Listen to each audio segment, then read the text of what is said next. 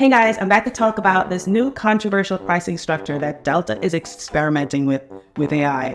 Bear with me for a second, but you need to know the history of this.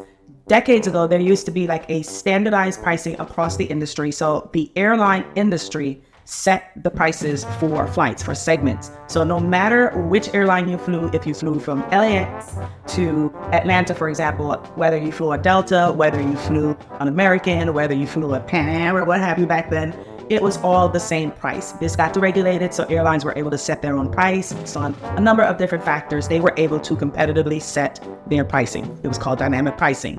Well, now recently, with the proliferation of the use of AI, because AI has been around for a while now, Delta is trying to experiment with this new pricing structure where they want to charge you what they think you can afford to pay.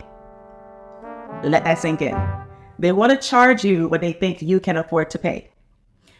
What I think is happening, not sure, but what I think is happening is they're looking at your IP address.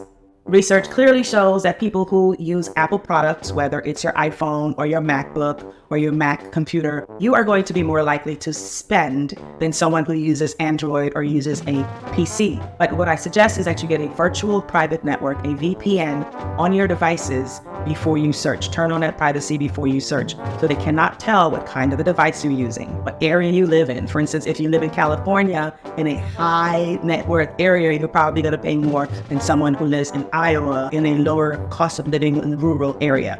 Use things like Skyscanner, use things like Expedia, use things like googleflights.com to look at the differences between airlines. Do not be loyal to any one airline. They're not loyal to you. Shop around, let your wallet, let your budget be your guide. As always, like, share, follow. Come back for more travel content. Ciao.